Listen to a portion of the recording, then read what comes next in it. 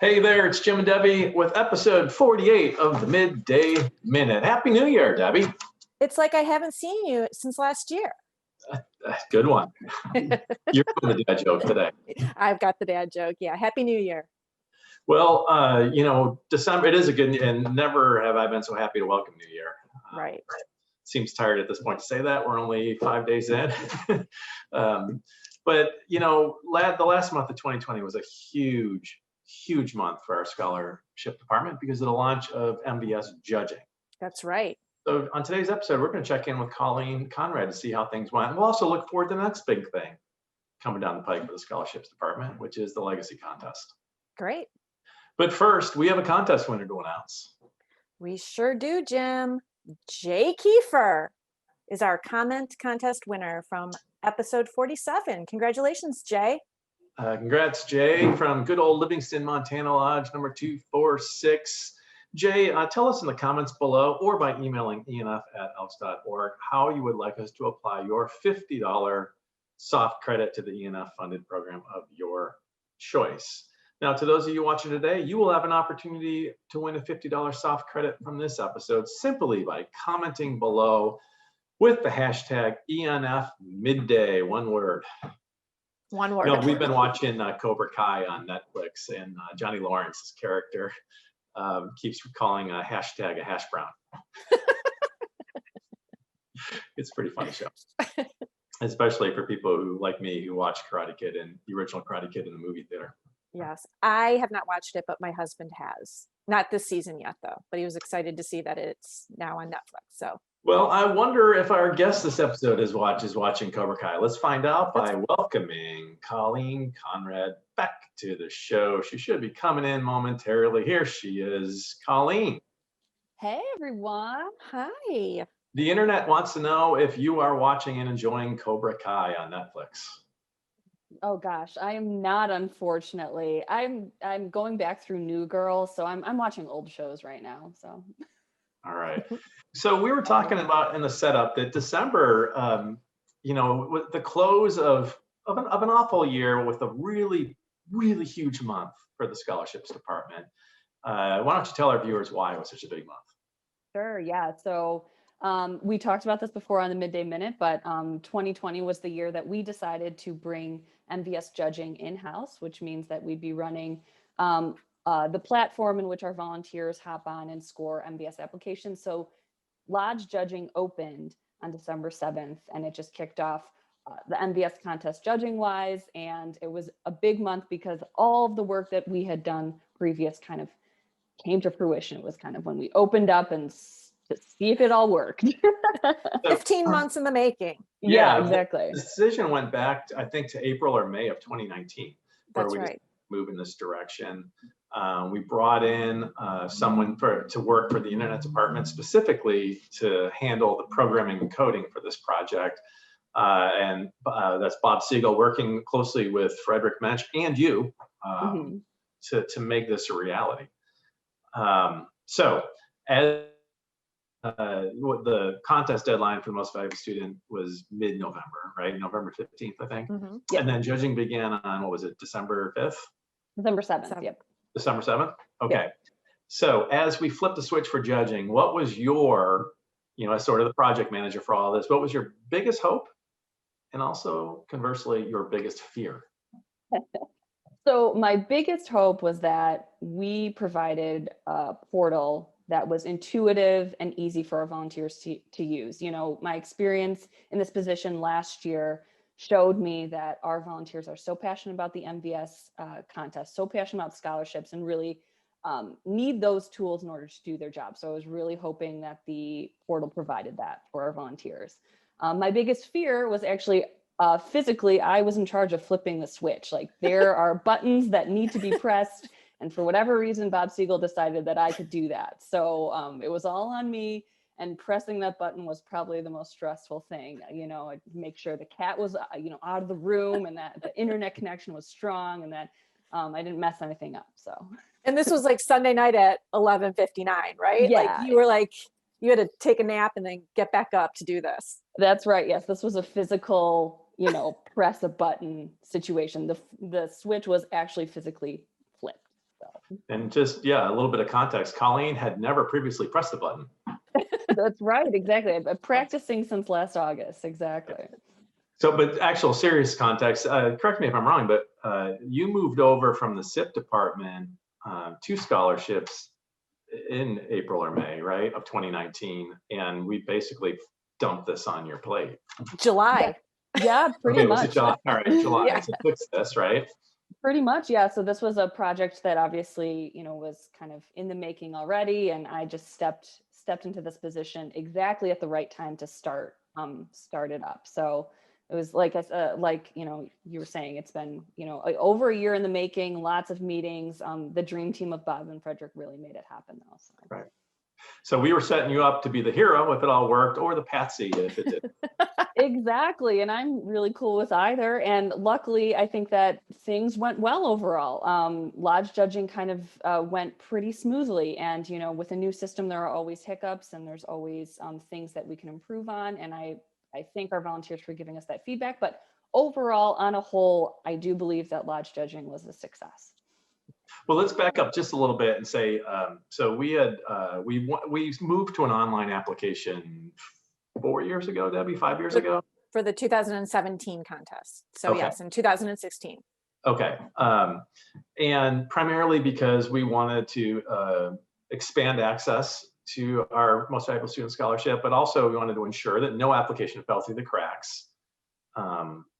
And we checked those boxes, right? That has been from the start, we've achieved those two goals, which were paramount. But we also wanted to make sure we were providing a positive experience for our volunteers who are tasked with judging those applications. And that's where we fell short the previous 4 years.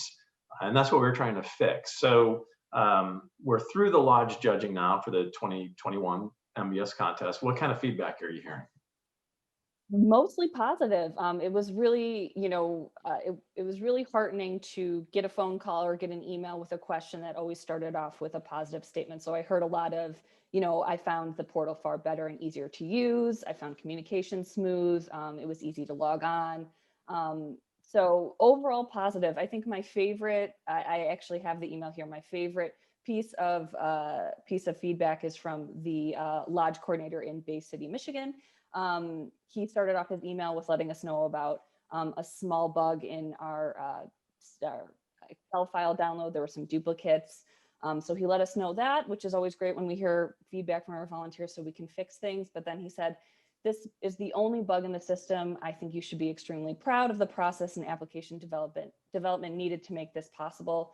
The improvement over the previous system is tremendous, making the judging process smooth and technically simple. And then he says, the judging itself, of course, is never simple, which is true, but it's made much simpler with an intuitive, easy to use system. So that's the difficult part of being a scholarship judge. Should be those decisions when you're reviewing an application, and shouldn't be remembering how to get into the system and how to find things, and all the problems that our judges were having the past few years working with the third party. Exactly. Not the system that's been designed by our internet team, which has been responsible for the SIP application process. They've had experience moving the legacy application online years ago. They know the Elks, and they've developed a platform that looks familiar to Elks and that is easy to use, and it's integrated with elks.org, which is huge also. Yeah, that integration system, the integration is key. It's easier to log on. And yeah, like Ryan said in Bay City, judging is hard. When you have a pool of extremely qualified applicants, making those decisions should be your focus, and all your energy should be on that rather than learning how to use a complicated system. Awesome. Speaking of feedback, and speaking of Jay Kiefer, who was our comment contest winner we announced earlier, he emailed me to say, he was working with the judging committee and said how much easier it was this year compared with his experience last year. So great to hear. Any other feedback that you received? That my favorite was the one I just read. Otherwise, we're well into district judging right now, and overall, so far so good. Knock on wood for me, please. Debbie, what are you seeing? Well, I just wanted to say, when we transitioned back in 2017, this is a really sophisticated contest with lots of moving parts. And though we did our best to make sure our third party vendor understood and worked with our volunteers, every year we tweaked it, and it caused just lots of confusion and lots of hardship on our volunteers that, we understood going through. So I just want to say congratulations to Colleen and the team. Colleen's an amazing project manager and got us to this point. So that's awesome. But also throughout, since the contest launched in early August, there have been weekly emails that have been going out to the volunteers, just with videos and reminders and pointers and all sorts of things to help them be prepared to start on December 7th. And now, with district judging. And the fact that I have not heard very much, I think really is a testament to the success so far of, what's been happening since the judging began. So I'm very, very happy with it. And just cutting out the middle person, the third party or, vendor that we had been working with that helped us get to this point. We learned a lot with them, really gave Colleen and Frederick and Bob the tools to make it the best it could be on a platform our volunteers were very comfortable with for the most part. So yeah, fixing the bug that that Ryan alerted you about previous years would have required, we would have to work with a third party, many more hoops to jump through, shutting down, now we've got our own team who can get in there and fix issues as they arise, if they arise. Hopefully they won't arise. Right. So, all right. Well, so MVS, good news so far. And, our volunteers aren't shy about sharing bad news, and we have not heard much at all. So it seems like it's gone really well. We're excited again for the this past few years. This has been a period of dread. Very stressful time. It's now back to what it should be, which is this exciting period where we get to see the process unfold. It'll eventually yield 500 outstanding national finalists and 20 amazing candidates for the leadership weekend. Can't wait. Yeah. Meanwhile, our other major scholarship program is heading toward the finish line. What's going on with the Legacy contest? Yeah, Legacy is still open. The deadline is actually exactly a month away. So February 5th at noon Central Time is when the Legacy Awards application closes. So it's, rolling as usual. And if you're out there and you have grandchildren or children in your life that are going to college next year, please encourage them to apply. It's a pretty simple application, 3 small essays and just academic information. So. Yep. Even if you don't have a child or qualifying child or grandchild in your life, maybe one of your friends at the lodge does. So make sure that they're aware and that people are taking advantage of this opportunity to possibly win one of these scholarships. It is a competitive. That's right. And also, just as a reminder, we have 50 more $4,000 scholarships available. Yeah. So this is time to apply. Yeah, they're $4,000 scholarships. Every bit helps, right? Paying for college. So, make sure that the children and grandchildren in your life and in your friends' lives, fellow lodge members' lives, are applying for this scholarship. If they're going on to college, take the time to apply. And most of the stuff that we're requesting in these applications is transferable to other scholarship applications also. So it's not time wasted, even if they don't win one of these scholarships. They still have the foundation for other scholarship applications. Yeah, that's a good point. Also, even if you know somebody who has applied for the MVS contest, they can also, if they're eligible, apply for the Legacy Awards contest, though they can only receive one.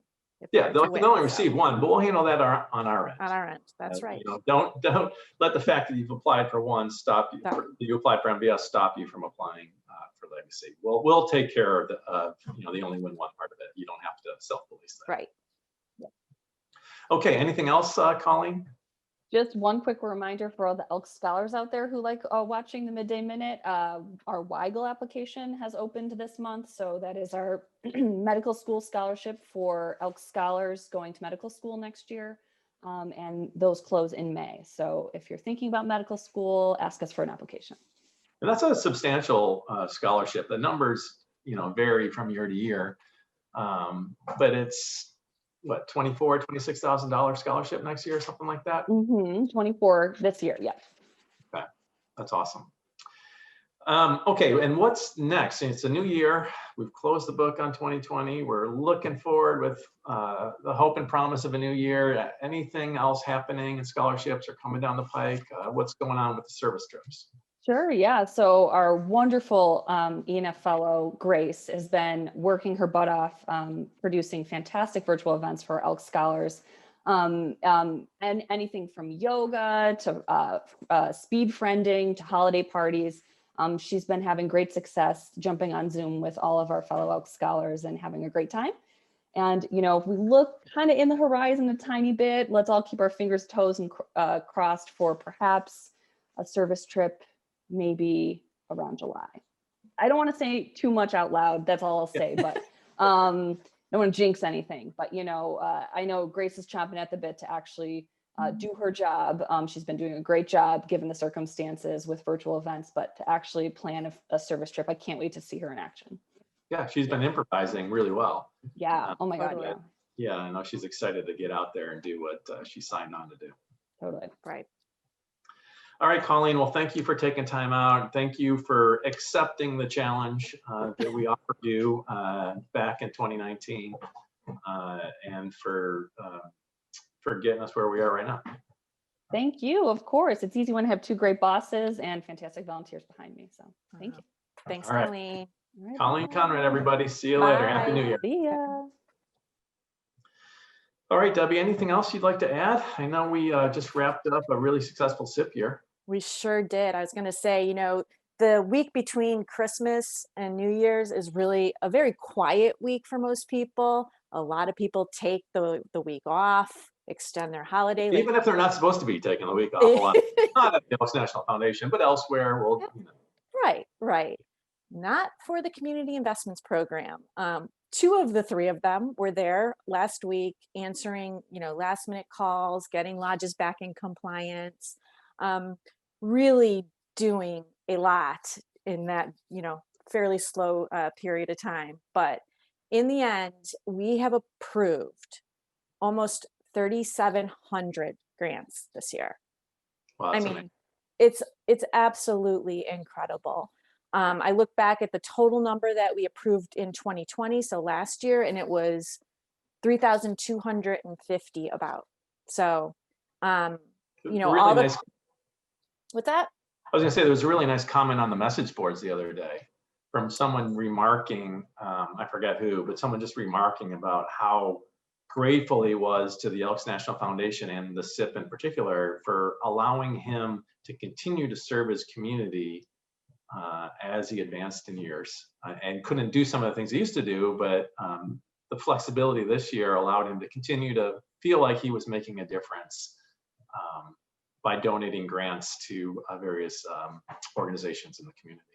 Yeah, it's like those are 3,700 feel good opportunities right there. Like it's really been incredible. And I know we've talked a lot about this on the minute, but the changes that we were able to make for COVID and adapting our grants to be able to make them easier, the flexibility we added and the ability to donate them. Obviously, our Elks, to no surprise, stepped up, applied for these grants, and we've gotten them out. So, that also includes the 3,700, I should say, doesn't include the 300 spotlight grants, so the $2,000 spotlight grants that were merged into a Beacon grant. So it's pretty incredible. Yeah, a lot of money. A lot of money. We've got a lot to think about as we, look to the April 1st fiscal year in new grant year. So. Yeah, and this was 2020 was very much a year of not building stronger communities, but in many cases, rebuilding stronger communities. Absolutely. And the Elks have played a significant role thanks to the SIP. That's right. All right, Debbie. Well, I think that was a nice kickoff to the new year.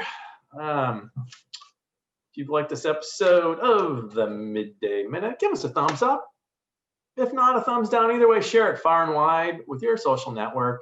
If you're not already subscribing to our YouTube channel, hit the subscribe button now and tap the bell so you'll be notified every time we post new content, like Hoop Shooting the Breeze, which comes out every month, and like 20 for 20, which comes out every other week, alternating with our show. That's right. Remember to comment on this episode with the hashtag ENFMidday, and you'll have a chance to win a $50 soft credit. Until next time, Happy New Year, everybody. Thanks so much for tuning in. See you next time. Bye.